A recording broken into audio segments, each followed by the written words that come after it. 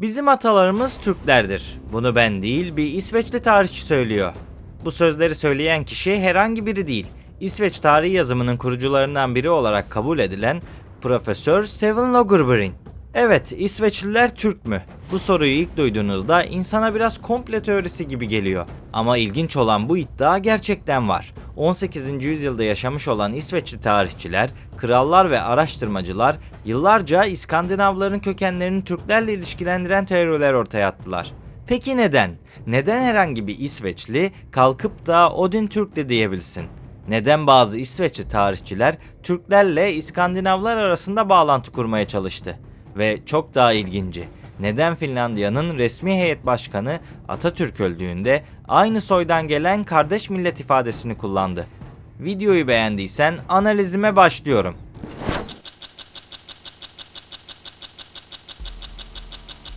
Öncelikle Logenbrin'le başlayalım.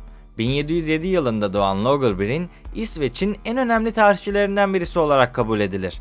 Hatta birçok akademisyen onu modern İsveç tarihçiliğinin kurucularından biri olarak kabul ediyor. Logenbrin'e göre İskandinav halklarının geçmişinde Türklerle bağlantılı olabilecek izler vardı. Özellikle İskandinav mitolojisindeki bazı anlatılar dikkatini çekmişti. Çünkü eski İskandinav kaynaklarında Odin'in geldiği yer olarak bazen Türklerin ülkesi olarak çevrilebilecek ifadeler geçiyordu. İşte Lagerbrink bunu çok farklı yorumladı. Ona göre İskandinavların geçmişinde Türklerle bağlantılı bir göç hikayesi olabilirdi.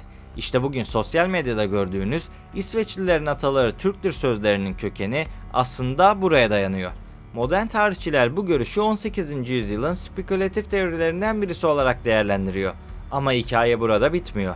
Çünkü yalnızca Lagerbrink değil, 19 ve 20. yüzyılın başlarında bazı Avrupalı araştırmacılar Türkler ve Kuzey Avrupa halkları arasında bağlantılar kurmaya çalıştılar. Bunun birkaç nedeni var.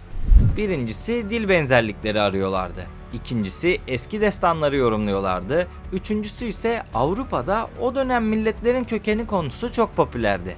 Herkes kendi halkının geçmişini araştırıyordu. Mesela bazı araştırmacılar İskandinav mitolojisindeki Odin'in Karadeniz'in kuzeyinden geldiğini savundu. Bazıları ise Orta Asya bağlantıları kurmaya çalıştı. Kitabın adı İsveççe ve Türkçe dillerinin benzerliği hakkında Johan Inri'ye mektuptu. İlk bakışta kulağa sıradan bir dil araştırması gibi gelebilir ama kitabın içeriği oldukça dikkat çekici. Kitabın en çok dikkat çeken yeri de Türklerin ülkesi anlamına gelen Türkirland'dı. Bu kelime bazı kaynaklarda Türklerin ülkesi olarak yorumlandı. Lagerbrink de buradan yola çıkarak İskandinav mitolojisinin en önemli figürlerinden birisi olan Odin'in kökenine dair dikkat çekici yorumlar yapıyor. Dolayısıyla bugün sosyal medyada gördüğümüz Odin Türktü ve İsveçlilerin ataları Türk gibi paylaşımların büyük bölümü işte bu kitaptaki yorumlardan ortaya çıkıyor. Odin Türk müydü, değil miydi? Elbette bu tartışılır ama benim kişisel olarak ilgimi çeken bir mesele var. Biliyorsunuz Haaland'ın ilk adı Erling. Bizde de erlik tanrısı vardır. Bu benzerlik benim şahsi olarak dikkatimi çekiyordu. Bunu da yeri gelmişken belirtmek istedim ama herhangi bir mitolojik olaya dayandırmıyorum. Şimdi öte yandan şunu da söylemem gerekiyor. O dönemlerde İsveç'te Türkoloji gerçekten güçlü bir alandı. Özellikle Demirbaş Şar döneminden sonra Osmanlı ve Türk dünyasına ilgi ciddi şekilde artmıştı. Mesela bugün İsveç köftesi olarak bildiğimiz ve çok sevdiğimiz bu köfteler aslında Demirbaş Şar'ın Osmanlı köftelerinden esinlendiği ve bu köfteleri İsveç'e götürdüğü yönünde bir görüş de var. Hatta İsveç'in resmi sosyal medya hesabı yıllar önce İsveç köftesi aslında Türkiye'den getirildi şeklinde bir paylaşım yapmış ve bu paylaşım dünya basınında gündem olmuştu. Bu arada Demirbaş'tan bu kadar bahsetmişken biraz da onun hikayesini anlatmak gerekiyor. Çünkü tarihte gerçekten yaşanmış çok ilginç bir olay var. 1709 yılında İsveç Kralı Demirbaş Şar, Rus Çarı Büyük Petro karşısında Poltava Savaşı'nı kaybediyor ve Avrupa'ya kaçmak yerine Osmanlı topraklarına sığınıyor. Bugünkü Moldova sınırları içerisindeki Bender'e kadar geliyor. İşin ilginç yanı da burada başlıyor. Osmanlı onu birkaç gün değil, birkaç hafta değil, tam 5 yıl boyunca misafir ediyor.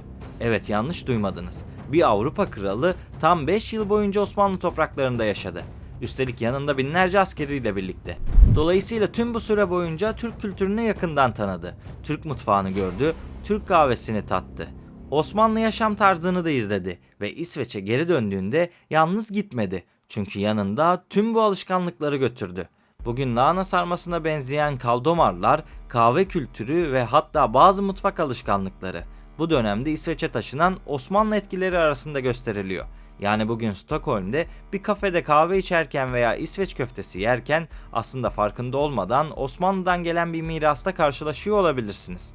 Kahve tüketimi, kahvehane kültürü hep o dönemlerde İsveç'te yaygınlaşmaya başladı. Bugün İsveç, dünyanın kişi başına en çok kahve tüketen ülkelerinden birisi. Dolayısıyla İsveç'le ortak bir kültüre sahibiz diyebilirim. Fakat bu kültürü çeşitlendirmek için bazı Türkologlara da bakmamız gerekiyor. Mesela Nunar Yarin. Bu isim İsveç'teki en önemli Türkolog. Lund Üniversitesi'nde Türk dili üzerine doktora yaptı. Doğu Türkçesi ve Uygur Türkçesi üzerine çalıştı. Türk dilleri üzerine onlarca eser yazdı. Hatta Türk Dil Kurumu tarafından onur üyeliğine kabul edildi. Öte yandan Lars Johansson modern dönemin en önemli Türkologlarından birisi. Türk lehçeleri üzerine çok uzun süre çalıştı. Türk dillerinin haritalandırılması konusunda önemli eserler verdi ve Türkiye Cumhuriyeti tarafından liyakat nişanı aldı. Ve son olarak Gustav Roket'ten de bahsetmemiz gerekiyor. Kendisi Kaşgar ve Doğu Türkistan'da yaşadı. Uygur Türkçesi üzerine çalışmalar yaptı. Nunar Yarin'in hocalarından birisi oldu. Yani kısaca özetlemek gerekirse İsveç geçmişte kökenlerini Türklükte arıyordu. Dil konusunu çok detaylandırmak istemedim ama İsveççe ve Türkçe arasında da bazı benzerlikler gerçekten var. Zaten bu konuda İsveçliler kitap bile yazdı. Ama videoyu bitirmeden şu ilginç bilgiyi de sizlerle paylaşmak istiyorum. Türklerle Kuzey Avrupa arasındaki yakınlık fikri yalnızca İsveç'te ortaya çıkmadı. Finlandiya'da da benzer düşünceler zaman zaman konuşulmuştu. Ve burada karşımıza çok ilginç bir isim çıkıyor. Onni Talas.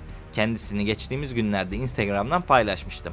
1938 yılında Atatürk hayatını kaybettiğinde dünyanın birçok ülkesinden taziye mesajları geldi. Fakat Finlandiya Heyet Başkanı'nın kullandığı ifade oldukça dikkat çekiciydi. Türk İnkılabı'nı büyük bir ilgiyle izleyen Finlandiyalılar aynı soydan gelen kardeş millet sıfatıyla Büyük Türk milletinin acısına katılırlar. Şimdi durup bir düşünün. 1938 yılında Avrupa'nın kuzeyindeki bir ülkenin temsilcisi neden böyle bir ifade kullansın? Bunun nedeni aslında dönemin etnolojik ve kültürel yaklaşımlarıydı. Bugün modern bilim dünyası Finlerin veya İsveçlilerin Türk olduğu yönünde bir görüşü kabul etmiyor.